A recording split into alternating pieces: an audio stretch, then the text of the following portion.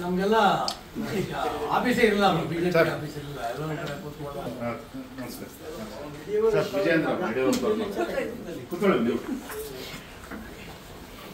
ಎಷ್ಟು ಜನ ಮೊಮ್ಮಕ್ಕಳು?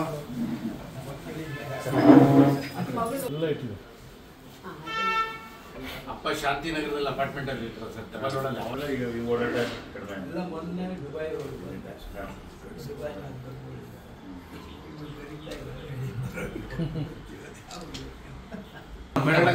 Close ಹೋಗಿಬೇಕಾ sir? ಹೇಳಿ ಸರ್, ನೋಡಿ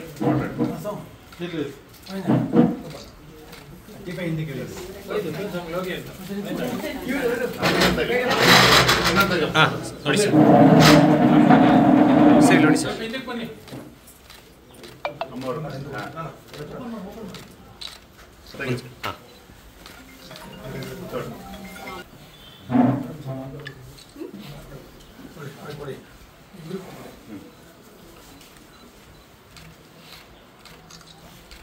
ಮಂತ್ರಿಗಳು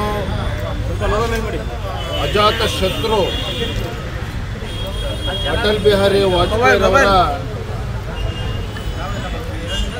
ಜನ್ಮ ಶತಾಬ್ದಿಯ ನಿಮಿತ್ತ ದೇಶಾದ್ಯಂತ ಭಾರತೀಯ ಜನತಾ ಪಾರ್ಟಿ ವತಿಯಿಂದ ಏನು ಹಿರಿಯ ಕಾರ್ಯಕರ್ತರಿದ್ದರು, ವಾಜಪೇಯಿ ಅವರ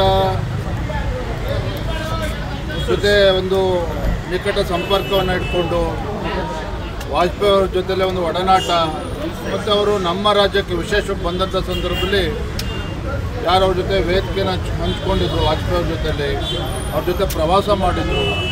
ಈ ರೀತಿ ಹಿರಿಯರನ್ನು ಭೇಟಿ ಮಾಡಿ ಅವರ ಅನುಭವವನ್ನು ತಿಳ್ಕೊಳ್ತಕ್ಕಂಥದ್ದು, ಜೊತೆಗೆ ಆ ದಿನಗಳನ್ನು ನೆನಪು ಮಾಡ್ಕೊಳ್ತಕ್ಕಂಥದ್ದು ಈ ಒಂದು ಕಾರ್ಯ ಇಡೀ ದೇಶಾದ್ಯಂತ ನಡೀತಾ ಇದೆ. ಅದೇ ರೀತಿ ನಮ್ಮ ರಾಜ್ಯದಲ್ಲೂ ಸಹ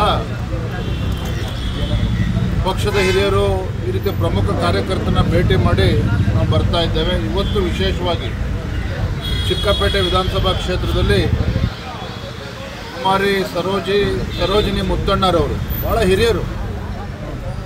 1989ರಲ್ಲೇ ಮಲ್ಲೇಶ್ವರಂ ವಿಧಾನಸಭಾ ಚುನಾವಣೆ ಸ್ಪರ್ಧೆ ಮಾಡಿರ್ತಕ್ಕಂಥವ್ರು, ರಾಷ್ಟ್ರೀಯ ಮಹಿಳಾ ಮೋರ್ಚಾದಲ್ಲೂ ಕೂಡ ಸೇವೆಯನ್ನು ಸಲ್ಲಿಸಿರ್ತಕ್ಕಂಥವ್ರು, ಆ್ಯಂಡ್ ಲೀಡಿಂಗ್ ಅಡ್ವೊಕೇಟ್ ಆಲ್ಸೋ.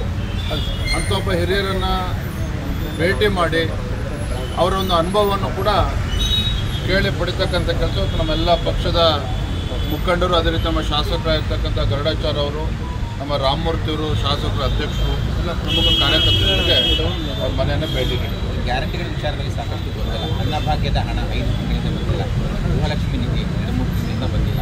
ಆ ಜನ ಫಲಾನುಭವಿಗಳಿಗೆ ಸಾಕಷ್ಟು ಅವಕಾಶ. ನಾಳೆ ಸುದೀರ್ಘವಾಗಿ ನಾಳೆ ದಿನ ಪತ್ರಿಕಾಗೋಷ್ಠಿಯನ್ನು ನಾನು ಕರೀತಾ ಇದ್ದೇನೆ. ರಾಜ್ಯದಲ್ಲಿ ಇವತ್ತು ಗ್ಯಾರಂಟಿ ಕ್ರೈಸಿಸ್ ಏನಿದೆ, ಪೊಲಿಟಿಕಲ್ ಕ್ರೈಸಿಸ್ ಏನಿದೆ, ಇವೆಲ್ಲ ಕ್ರೈಸಿಸ್ಗಳ ವಿಚಾರವಾಗಿ ನಾಳೆ ದಿನ ಚರ್ಚೆ ಮಾಡಿದೆ. ನಾಳೆ ಮಾತಾಡ್ತೀನಿ. ಈಗ ಸರ್ 20ನೇ ತಾರೀಕು ಒಳಗಡೆ ಸರಿಯಾಗುತ್ತೆ ಅಂತ ಹೇಳಿದ್ವಿ. ಏನು ಸರಿಯಾಗುತ್ತೆ, ಏನಾಗುತ್ತೆ? ಎಲ್ಲ ಪ್ರಶ್ನೆಗಳಿಗೆ ನಾಳೆ ಉತ್ತರ ಕೊಡ್ತೇನೆ.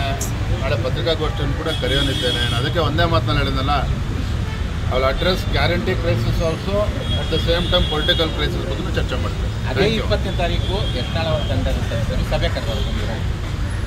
ಅವ್ರು ಹಿರಿಯರಿದ್ದಾರೆ, ಸಭೆ ಕರೆದು ಚರ್ಚೆ ಮಾಡಬೇಕು, ಪಕ್ಷ ಹೆಂಗೆ ಬಲಪಡಿಸ್ಬೇಕು ಅಂತೇಳಿ ಅವ್ರು ಚರ್ಚೆ ಮಾಡೋದಕ್ಕೆ ನೀವು ಯಾಕೆ ಬೇಡ ಅಂತ ಹೇಳ್ತಾರೆ. ಅದ್ರ ಬಗ್ಗೆ ನಾನು ತಲೆ ಕೆಡಿಸ್ಕೊಂಡಿಲ್ಲ. ಯಾಕಂದರೆ ಯಾರೇನೇ ಮಾಡಿದ್ರು ಕೂಡ ಪಕ್ಷಕ್ಕೆ ಪೂರಕವಾಗಿ ಆಗಬೇಕು ಅಂತಕ್ಕಂಥದ್ದು ನಮ್ಮೆಲ್ಲರ ಅಭಿಲಾಷೆ. ಆ ನಿಟ್ಟಿನಲ್ಲಿ ಅವರು ಕೂಡ ಮಾಡ್ತಾ ಇರ್ಬೋದು ಅಂತ ನಾನು